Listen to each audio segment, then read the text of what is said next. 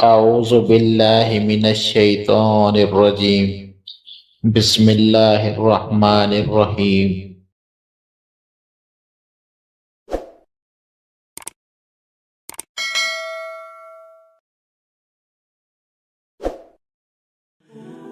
شاہ عبد العزیز رحمۃ اللہ علیہ محدث دہلوی نے اپنی کتاب میں نقل کیا ہے۔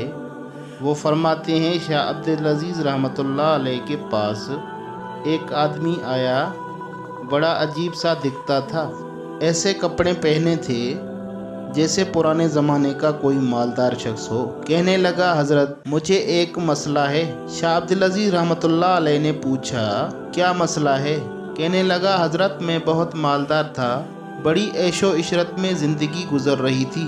ایک دن میرے مالک نے مجھے نوکری سے نکال دیا، پیسے ختم ہو گئے، فقر کا وقت آ گیا، میں اپنے گھر چلا آیا، پیسے نہیں تھے تو گھر والوں نے عزت کرنا چھوڑ دی، میرے بچے مجھے ملامت کرنے لگے، گھر میں بیکار پڑے رہتے ہو، کوئی کام کیا کرو، میں گھر والوں پر بوجھ بن گیا۔ ایک دن غصے میں گھر سے نکلا، ایک گھوڑا تھا اور کچھ کپڑے، گھر والے رونے لگے کہ آپ کدھر جا رہے ہیں، لیکن میں نہ رکا اور سفر کرنے لگا۔ کافی سفر کرنے کے بعد ایک جگہ انتظار گاہ میں بیٹھ گیا، وہاں کچھ عورتیں بیٹھی ہوئی تھیں، کچھ عورتیں مسافر تھیں اور کچھ عورتیں جسم فروش تھیں جو وہاں انتظار گاہ میں مسافروں کے لیے بیٹھی ہوتی تھیں، مسافروں کو اپنا جسم بیچتی تھیں۔ کہتے ہیں میں وہیں پر پریشان بیٹھا تھا کہ ایک عورت آئی اور کہنے لگی کیا چاہیے جان؟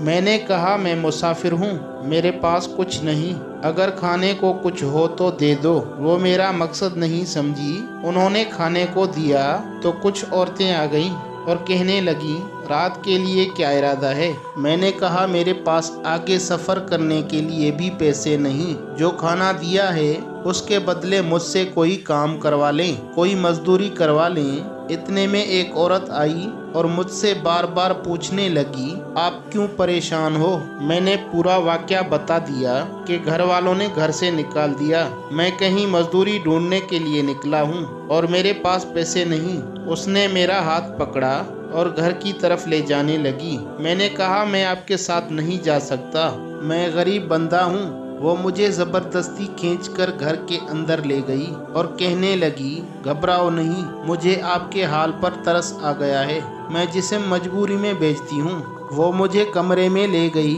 اور ایک تھیلی نکالی، اس میں 10 دینار تھے، اس نے 10 دینار مجھے دیے اور کہنے لگی یہ پیسے میں نے جسم بیچ کر نہیں کمائے، میں نے مزدوری کر کے یہ پیسے کمائے ہیں، یہ پیسے میں نے اپنے کفن دفن کے لیے رکھے تھے کہ میں نے ساری عمر جسم فروشی کر کے پیسے کمائے، لیکن اپنا کفن حرام کے پیسوں سے نہیں لوں گی، اس لیے میں نے مزدوری کر کے کمائے ہیں، یہ پیسے آپ لے لو، اگر آپ کے پاس ہوئے تو دے دینا، اگر نہ ہوئے تو ساری زندگی گناہوں میں گزری ہے، اگر حرام کے پیسوں کے کفن میں دفن ہو گئی تو کوئی بات نہیں۔ 10 دینار لے کر میں وہاں سے چل دیا۔ ایک جگہ ایک مالدار آدمی کو دیکھا، میں اس کے پاس گیا اور کہنے لگا حضرت مسافر ہوں اور غریب آدمی ہوں، کوئی مزدور چاہیے ہو تو؟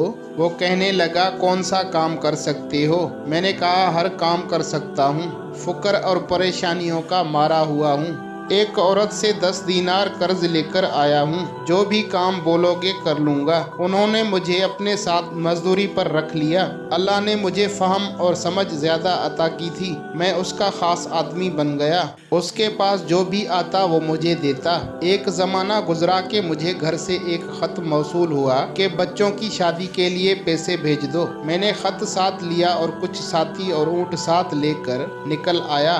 8000 دینار میرے پاس تھے، جو اس وقت کے شاید کروڑوں بنتے ہوں۔ 8000 دینار ایک تھیلی میں لے کر چل پڑا۔ جب اسی انتظار گاہ پر پہنچا تو میں نے وہاں کی عورتوں سے پوچھا کہ یہاں فلاں عورت رہتی تھی، وہ کہنے لگیں وہ مر گئے بستر پر پڑی ہے، فکر و فاقہ میں ہے، کھانے کے لیے کچھ بھی نہیں اس کے پاس، ہم سے جو بچتا ہے اسے کھانے کو دے دیتے ہیں۔ میں نے کہا مجھے وہاں پر لے چلو۔ جب اس کے پاس پہنچا تو وہ بہت برے حال میں تھی۔ میں نے کہا اب پریشان परेशान होने की जरूरत नहीं, मैं आ गया हूँ। आपको जो चाहिए हो वो कहने लगी। मुझे किसी चीज की जरूरत नहीं, मैं तौबा कर चुकी हूँ और मेरा आखिरी वक्त आ चुका है। जिस्म कमजोर हो चुका है, मर गए बिस्तर पर हूँ। मुझ पर बस इतना एहसान कर देना कि मेरे मरने तक मेरे पास रहो और उसी 10 दीनार से जो मैंने आपको दिए थे मेरे कफन दफन का इंतजाम करके चले जाना। मैंने कहा ठीक है। मैं वहीं उसके पास रहने लगा। कुछ हफ्ते गुजरे थे कि उसका इंतकाल हो गया।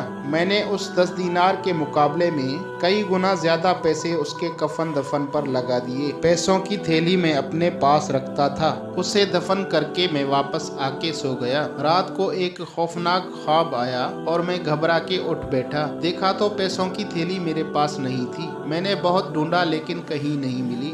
सोचने लगा कहाँ गई। अचानक याद आया कि वो तो कब्र के अंदर रह गई है। पैसे बहुत ज्यादा थे तो मैंने कब्र खोदने का इरादा कर लिया। कब्र अभी ताज़ा थी, मैंने खोदना शुरू कर दिया।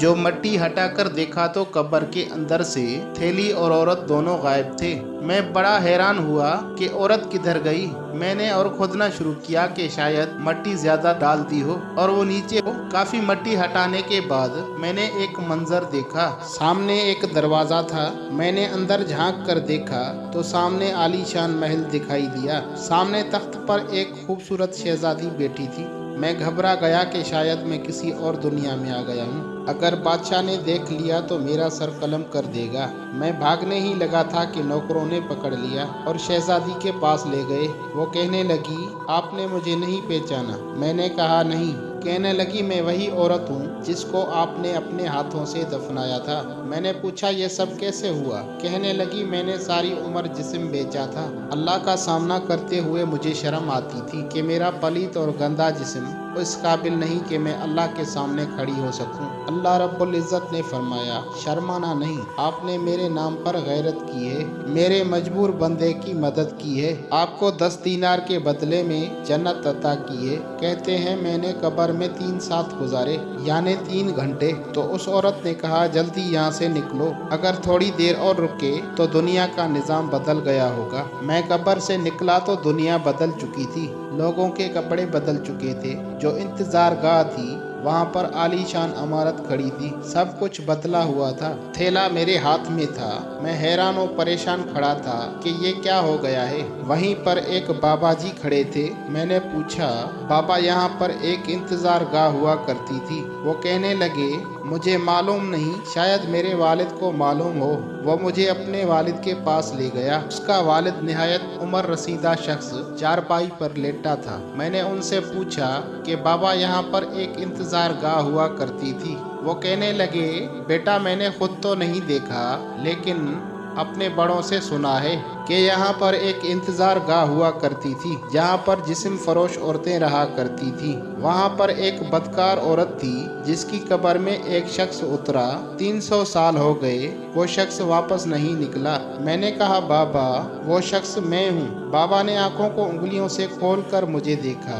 शायद उसकी नज़र कमज़ोर हो गई थी। मैंने बाबा जी को वो पैसे दिखाए तो वो बोला, इन पैसों का मुझे नहीं मालूम कि किस ज़माने के हैं। यहाँ एक मुहद्दिस रहता है, शाह अब्दुल अजीज उसका नाम है, उसी के पास ले जाओ। तो मैं शाह अब्दुल अजीज रहमतुल्लाह अलैह के पास चला गया और सारा वाक़या बयान कर दिया। उसने फरमाया, अब ये उस ज़माने के लोग यहाँ पर नहीं हैं, आप मक्का मुकरमा चले जाओ और वहाँ इबादत करते रहो। वो शख्स मक्का मुकरमा चला गया, वहाँ बैतुल्लाह में इबादत करता रहा और वहीं पर वफात पाई। उसे जन्नतुल बकी में दफन किया गया।